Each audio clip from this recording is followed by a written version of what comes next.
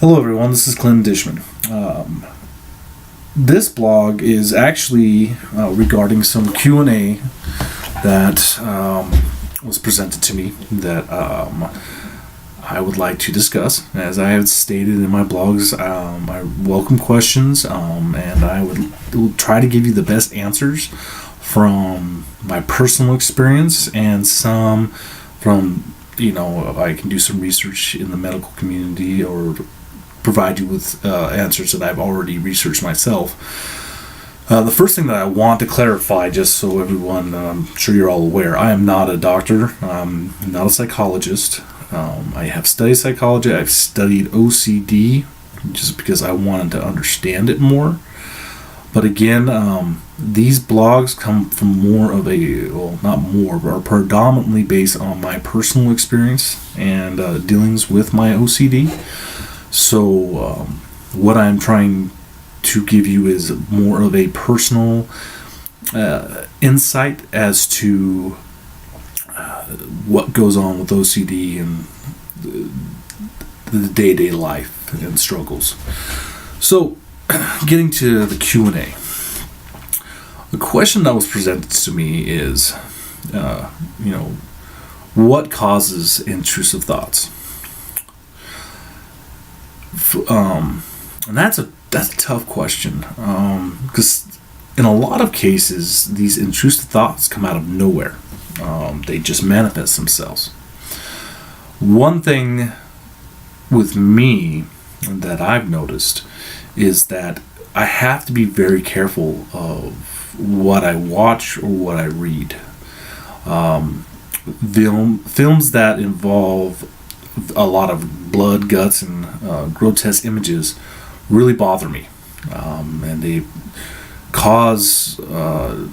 actually bring me anxiety because I start dwelling on them and thinking and contemplating, and different intrusive thoughts come from watching shows that have lots of blood, guts, and gore.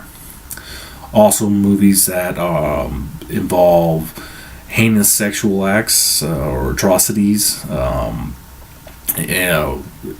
like rape or anything else like that, or movies involving diseases or serial killers, things of that nature. I have to steer clear of, because what happens is that my mind somehow fixates on these what I've seen, and I dwell on them. There's been situations, for example, I remember watching Ben-Hur. It's an old movie, and there was a scene regarding leprosy.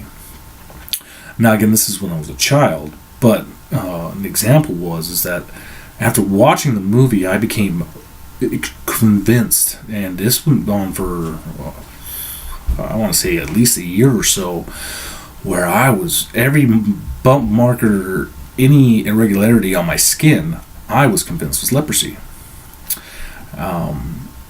How I was finally able to overcome this was my parents took me to a doctor, and the doctor explained to me that leprosy no longer existed, and that it wasn't something that I needed to be concerned with. Took me a little bit, but after speaking with the doctor, I was able to get over that fear. A more recent event, or I should say a movie that bothered me tremendously was, I'm trying to think of the name of the movie, but it was a horror movie based on a serial killer. About 5 minutes into the film, and there was a scene where a gentleman was trying to get out of this basement and had a bunch of knives stuck in his back. It was a very disturbing scene, and even as an adult, even though I knew it was a movie, there was a part of me that went, hey, this is a serial killer. Serial killers exist. So there was, every night I have a weapon, and I made sure it was right next to me. Any sound that I heard in the house, I was automatically up and alert and ready to take action. And it took me a little while to get over that because I was always afraid that I was going to have a serial killer in the house or something along those lines. So, in some situations, I think that intrusive thoughts are brought on by what we put into our minds. Again, with OCD, we are much more sensitive to the inputs that we allow ourselves to be exposed to. So with that, we need to be very aware of what we're watching and reading. Like I can't, I'm reading the news, and I see articles about mothers killing their kids or people doing these things, and they really bother me. It causes me a great amount of anxiety, and I dwell on them, and it scares me because sometimes manifests like, oh, could I do that? Would I be able to do something of that that severe or anything else like that? And it causes anxiety, and it takes time to get over that. It's not just like, again, I don't process it like a normal person would, where they're like, oh, that's so disgusting, and that's the end of it. It for me, it keeps going and going and going. So, with to answer, at least from a personal perspective, with intrusive thoughts, I think that the best way to help avoid them is to be aware of what we're watching, what we're inputting into our brains, and that way we're not taking on any additional baggage, if you will. In other circumstances, unfortunately, I think that that's just one of the precursors to having OCD, is that we're going to have intrusive thoughts. Now, how each individual, how they deal with them is going to be different. Sometimes what I will do, if there's a thought that's bothering me that has arisen in my mind, is I'll try to research it and find answers, and try to find some way to put my mind at ease about the intrusive thought. In other cases, it's time. Time sometimes helps take care of it. So there's many different, it depends on the intrusive thought, to be honest with you. So again, I guess my best answer to that question would be, monitoring what you input, and depending on the severity of the intrusive thought, doing research or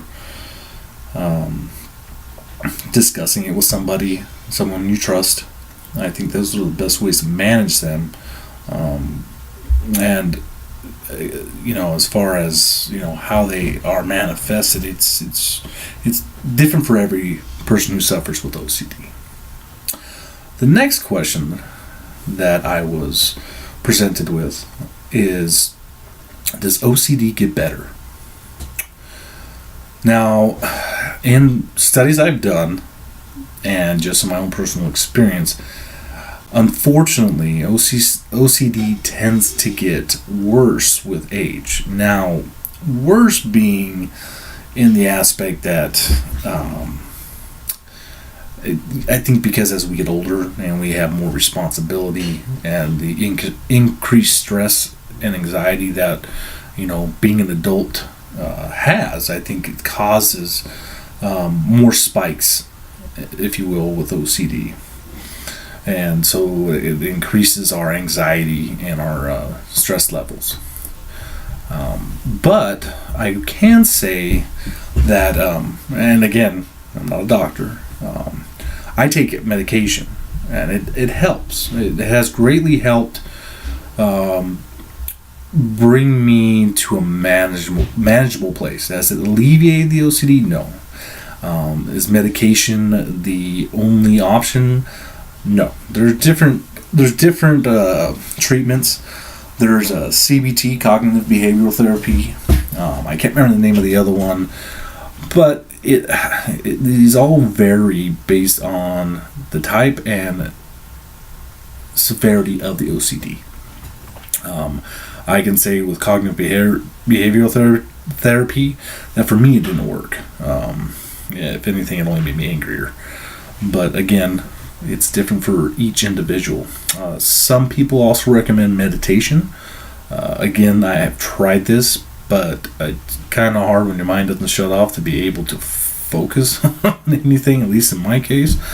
But again, I would talk with your doctor, talk with a psychiatrist, and do some research, But as far as does it get better, does it go away, from what I've experienced and from what I've researched, no, it does not, and that's unfortunate. But that doesn't mean that, again, that you can't live productive and successful life. It just is, it kind of is what it is, I guess. It's one of my favorite sayings. So the next question that was presented to me, kind of funny, it was presented to me by my child, is, with OCD, do we ever act out our obsessions or compulsion, the obsessions, the intrusive thoughts? This is something that, at least in my experience, and a lot from what I've read, is no, we don't. That's what causes the stress and anxiety, is that these obsessions causes so much anguish and anxiety and stress that we will do anything in our power not to do them.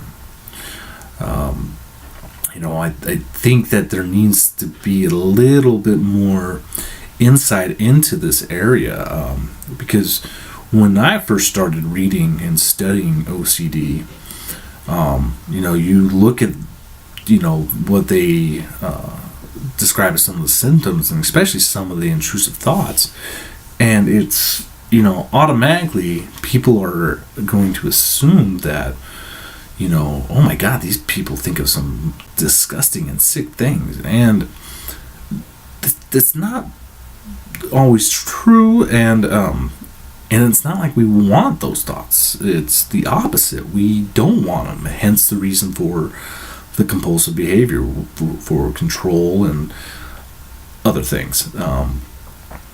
So I want to bring light that part of the OCD turmoil is that these disturbing thoughts that come in, and then these compulsive behaviors, we design them to prevent us from ever, because we're so afraid of that obsessive thought becoming a reality, that we do whatever we can to prevent it from happening.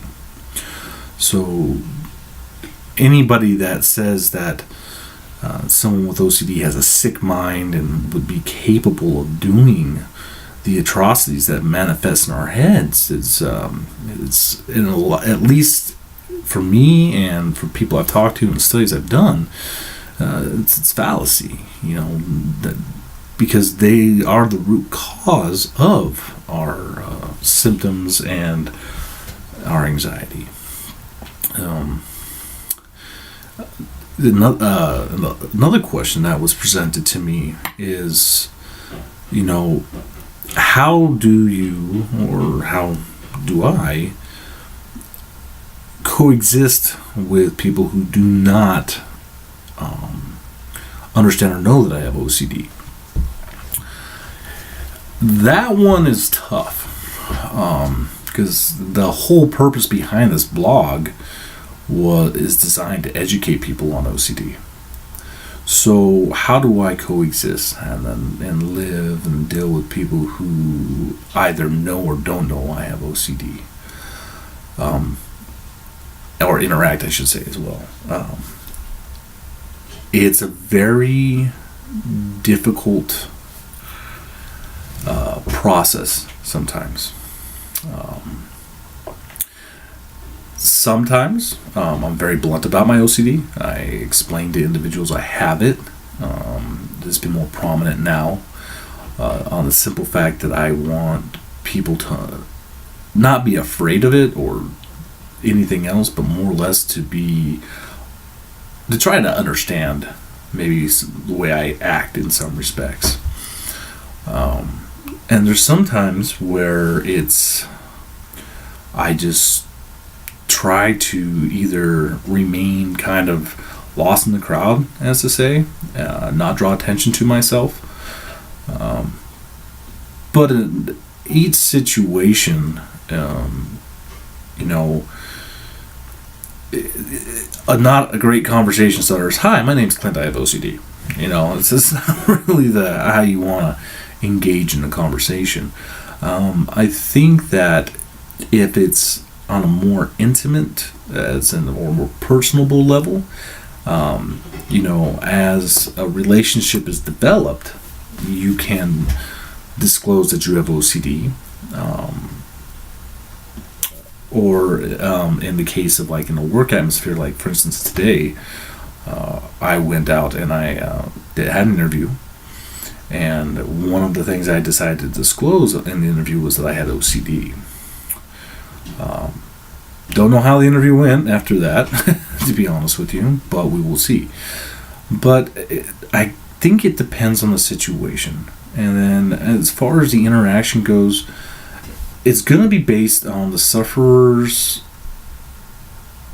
or the person with OCD on how they feel they should handle the situation. Again, we tend to avoid situations that bring us stress and anxiety, and in my case, a lot of that's social interaction, so it makes it difficult. But I have noticed that given the standard situations, I can interact with people. There are some things I don't like doing. I don't like being touched. I don't like touching people. I will shake hands, but afterwards I tend to wash them. But again, there's those extremes, and then there's like where I'm at. So it really depends on the sufferer. And I know it doesn't really give a lot of insight, but on the day-to-day interaction with people, I think it's just based on the level of interaction with that person. Again, as I stated in one of my prior blogs, in the workplace, I would advise informing your employer that you have OCD if you feel it is pertinent to do so. I wouldn't recommend necessarily going right into, when you're in a social gathering, announcing, "Hey, I got OCD." I don't really see that as being a very good conversation piece. But, it depends on how you feel. So really, I guess the best suggestion is to just kind of think about it. Again, depending on the level of interaction you have with a person or persons, I think you should use your judgment in determining whether to, explain, "Oh, I have OCD, this is why I do this and that." Sometimes the best way to break the ice with that is people will ask,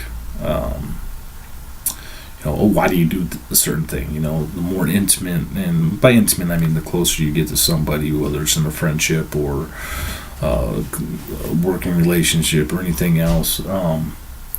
When a question arises, like maybe based on a certain behavioral pattern that they notice with you, then at that time I think it might be okay to disclose it, and it'd be beneficial to do so. All in all, the answer to how to be successful with that is it takes years of, number one, you have to be comfortable with yourself with it. I'm still learning how to be comfortable with myself with OCD, and I've had OCD now for 8-9 years. So it really depends on the person. I don't think there's really any right answer, but I do believe that as we progress, as we discover more about who we are, I think that we start learning the cues on when we need to offer up that information, and then also on how to handle situations that involve like social interaction and things of that nature. Again, I'm not a doctor, and I don't pretend to be. I can only try to give you examples of how I have dealt with it, or deal with it, or try to deal with it. But these are just a couple questions that were presented to me, and I thought it'd be a good time to maybe touch on them.